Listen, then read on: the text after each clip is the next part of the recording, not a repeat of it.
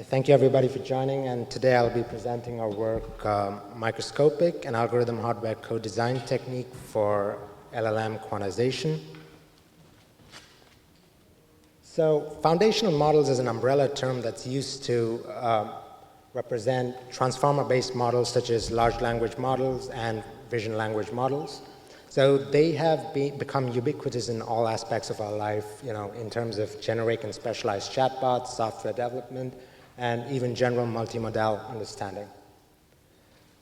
So if you look at the trend at which these foundational models are growing, it's much more drastic as compared to traditional AI models like CNNs, where these foundational models are growing at a rate of 275x every 2 years. So these LLMs are hard to infer on the edge, despite them being as powerful and useful as they are. And they have a high demand for memory, data movement, energy, and computation. And therefore, we need a combination of model compression techniques and supporting architecture to enable efficient inference on resource-constrained devices. So what is quantization? So quantization reduces the target model size, data movement, and computation costs by representing weights, activation elements using lower bit widths. So to put this into perspective, for inferring a Llama 2 70 billion model at different precisions at 16-bit requires 4 A100 GPUs, assuming a 40 GB variant, and at 8 bits requires 2 A100 GPUs, and at 4 bits requires a single A100 GPU. So to quote, not quote Jensen, so fewer bits equals fewer GPUs to purchase and more dollars saved. So now, we know quantization is helpful for LLMs. So what are the challenges that quantization brings to make LLMs more efficient? So the first challenge is pretty straightforward, that compared to traditional DNNs, foundation models have a large number of outliers. So these outliers, as you can see here, are large magnitude features as compared to the inliers, which are smaller magnitude features. So several layers of a Llama 7B model have greater than 5% outliers, so it is important to address them. The second challenge is to ensure high accuracy. Outliers must be quantized at a higher precision and a floating point format. So as you can see here, with group quantization, with a baseline model of 6.13 perplexity on Wikitext2, when a group quantization of 4-bit integers is applied, there is a spike in perplexity. However, when we go to much lower bits at 2-bit, the perplexity just shoots up and then makes the model not usable anymore. However, when you quantize the inliers at 2-bit, but the outliers are quantized at 4-bit floating point format, you regain a significant portion of the lost perplexity. Therefore, we come to the conclusion that to ensure high accuracy, you want to maintain outliers at higher precision and a floating point format. Now, prior work Olive did address this, so they quantize outliers at a floating point format compared to inliers in integer format. However, to make the architecture aware of this difference in precision, it prunes the location adjacent to the outliers for use as an outlier identifier. Now, this has its own set of problems, as we shall soon see. So priorly, large language models had largely distributed outliers within the tensor. So I'm talking about BERT, GPT-2, etc. However, recent models such as Llama 2, Llama 3, there's an emergence of a new phenomenon called adjacent outliers, where a large number of these outliers are typically clustered together. So addressing adjacent outliers is as important as handling outliers. As you can see here in the green box plots, the number of adjacent outliers are typically 2 to 3%, and therefore they're not trivial and cannot be ignored. Now, in the process of addressing these algorithmic challenges, we introduced 2 new hardware challenges. One is data paths with multi-precision and data format support. Now, having separate floating point integer and FP int data paths cause increased area overhead, higher power consumption, underutilization, complex scheduling, and resource allocation. So we do not want to have that kind of a challenge in our hardware. And secondly, having a floating point format, having the outliers at a higher precision as compared to inliers requires to ensure aligned and uniform memory access. So considering these challenges in the algorithm and hardware space, we introduced MicroScopiQ, which is an algorithm hardware co-design technique to address the quantization challenges in foundation models. So MicroScopiQ is divided into 4 parts. Parts 1 is the data format, quantization algorithm, the accelerator architecture, and GPU integration. Right. So we leverage the microscaling data format, which is an industry standard from the Open Computing Project. The MX data format employs 2 levels of hardware managed power of 2 scale factors. Now, we separate the inliers and outliers based off of the MX format we employ. So for the inliers, we use the MXInt format with 1 level of scaling factor, whereas the outliers use the MXFP format with 2 levels of scale factor. So as you can observe here, the second level of the scale factor is a fine-grained sharing, where the exponents are shared off the floating point format, and it's called the shared micro-exponent. So the key idea we leverage here is that we quantize outliers at twice the precision of inliers, with outliers in the MXFP format and inliers in the MXInt format. So with that, let me introduce the quantization algorithm of microscopic. So let us take a representative weight layer of 4096 cross 4096 dimension, which has interspersed inliers and outliers within it. So we partition the layer into multiple rows, which we call a row block, and quantize each row at a time. Now, each row is subdivided into multiple contiguous blocks of size 128, which we call a macro block. And within each macro block, we separate the inliers and outliers in a macro block using the 3 sigma rule. Now, you can use any other kind of mechanism to separate inliers and outliers, and this is what we chose because that was sufficient for our use case. Now, once the inliers and outliers have been separated, we quantize all the inliers in the macro block to 2-bit MXInt format. That is, all the inliers in the macro block share a common scale factor at 8-bit precision. Now, the outliers are quantized to a 4-bit MXFP format at a finer granularity in groups of 8, which we call a microblock, because that's smaller than a macroblock. Now, each microblock has an 8-bit scale factor, which is made up of the level 1 and level 2 scale factor, which are together forming an 8-bit entity. Now, each microblock will have fewer than 8 outliers. The sharing granularity is just notional. Now, at this stage, each weight layer deals with multiple precisions. Now, the outliers are at 4-bit MXFP format, the inliers are at 2-bit MXInt format. So this will lead to unaligned and non-uniform memory access. So how do we mitigate that? So we split each 4-bit outlier into 2 distributable halves of 2 bits each. And then within each microblock, a size of 8 elements, we distribute the lower 2-bit half of the outlier into the least important inlier locations. Now, the least important inlier location, as I will show in the upcoming slide, is identified based off of the Hessian information, and then we store a permutation list to keep track of how the outlier halves are distributed. So to formalize the algorithm, so this process repeats for each macro block in a row and each row in a layer. The least important inliers are identified using the Hessian information, and we keep track of the prune locations using a list.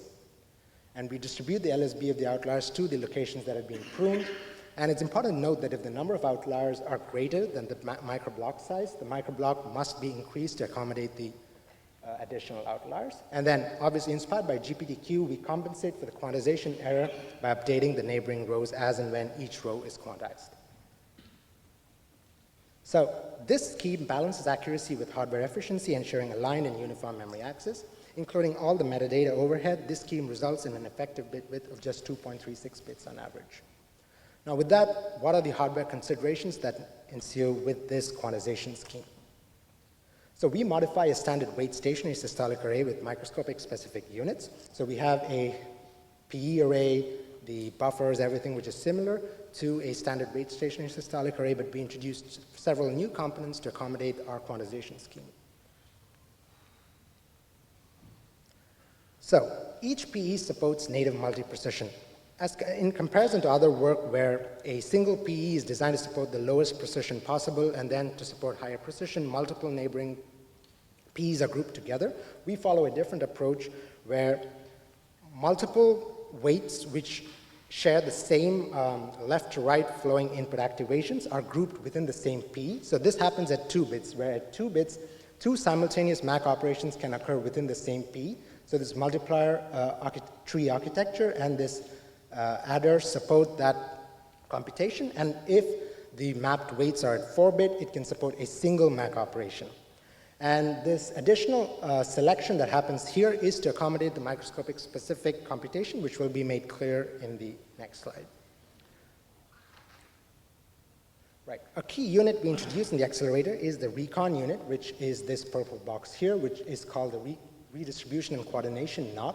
it is a butterfly knock architecture that abstracts the complexity of handling MXFP outliers from the PEs. So it is important to note that the PE architecture we just saw supports just integer operations. So this butterfly knock architecture allows us to abstract the complexity of handling the MXFP outliers.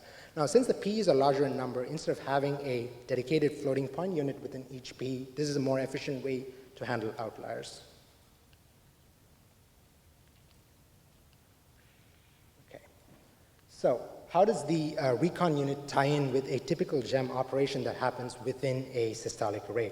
So assuming a single row has 2 inliers in green, and then the second row of weights has 1 outlier with the 2 halves distributed, when the input activations flow in from the left to the right within the systolic array, when they go through the first row, the partial sums that are computed are sent directly to the second row because they're already in the integer format, and the P's compute the correct partial sum.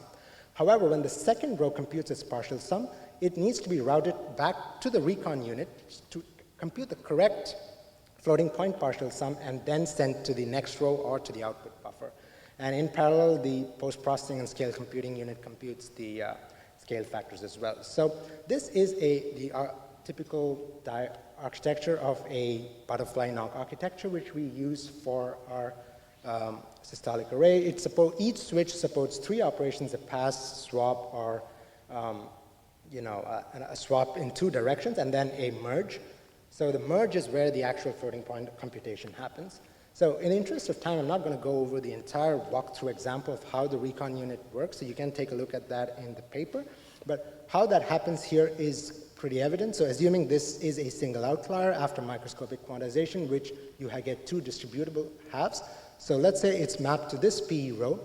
As it flows through the recon unit, you have the routing information predefined, and then based off of how the routing information is, the switches perform their designated operations, and then finally they're merged here as shown. So basically, the merge operation is basically write shifts of magnitude 1 and 2 to accommodate the mantissa bits of the floating point, which is what is different from a traditional integer operation. And then this addition of 32 is to account for the hidden bit of a floating point format. So I implore you to please take a look at the paper for a better explanation of this. So the key advantage with the microscopic scheme is that there are a multitude of design choices possible based off of the application. So you can choose design A if you would like to have a low area design, or you can choose design C if you want the high maximum throughput.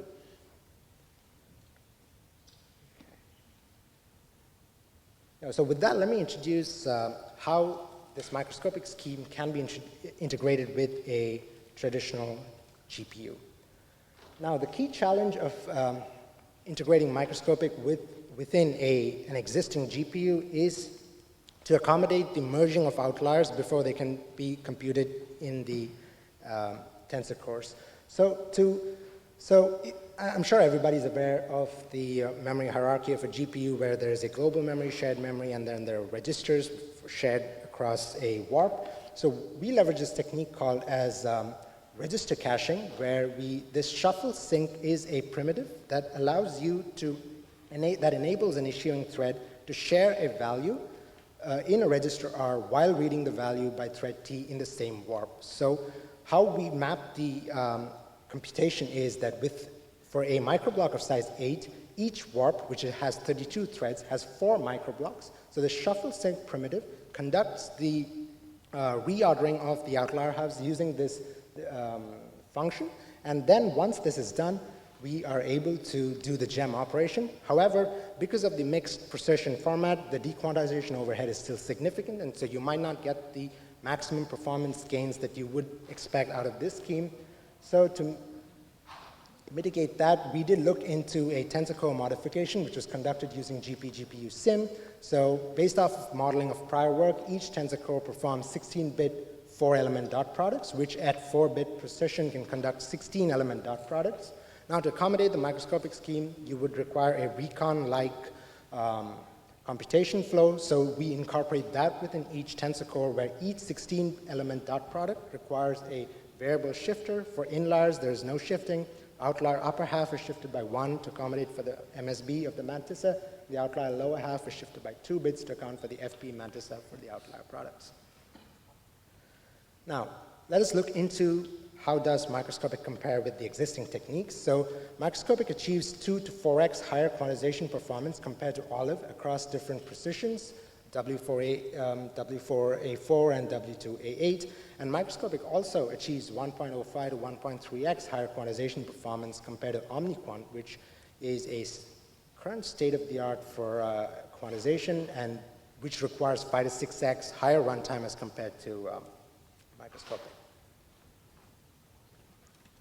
So I'm not going to go over all the numbers. Please take a look at the paper for that. But then some key numbers to look at are, at W4A16 precision, our method significantly outperforms OmniQuant. And a key point to note is at ultra-low bit precision, W2 for weights and 8-bit activations, our method consistently outperforms all prior art in that area. So we believe our work sets the new state-of-the-art for ultra-low bit quantization of LLMs and VLMs. So these are some results that we look at for all the generalizability of a technique to also apply to VLMs. So you observe here that microscopic achieves less than 4% accuracy drop across different benchmarks with just an effective bit width of 2.38 bits. So the 0.38 is to account for the additional bits for the permutation list, the scale factors, and etc. Now, similarly, the accelerator achieves 1.5x lower energy and more than 2x higher performance compared to the baseline. So we have two versions of microscopic, V1 and V2. So V1 is all the layers at 4-bit inliers and 8-bit outliers, and V2 is as many layers as possible at 2-bit inliers and 4-bit outliers, and the others at the same configuration as V2. This is done to accommodate an ISO accuracy comparison between different techniques, and we conduct a thorough evaluation of LLMs and VLMs. So at large TPU-like array sizes, this is a design space exploration of microscopic across different systolic array sizes and the number of recon units on the x-axis. So you observe that at large TPU-like array sizes, like for example 128 cross 128, a single recon unit results in only 2% area overhead, and 4 recon units require only 12% overhead. So interestingly, NOCs are a key component in several accelerators like MTIA, Iris V2, etc. Therefore, adding microscopic support through recon in these NOCs results in a 1.5 to 2% overhead. So this is a scalable technique, and it can be applied to existing accelerators as well. So with that, I thank you so much for listening, and I take any questions that you might have.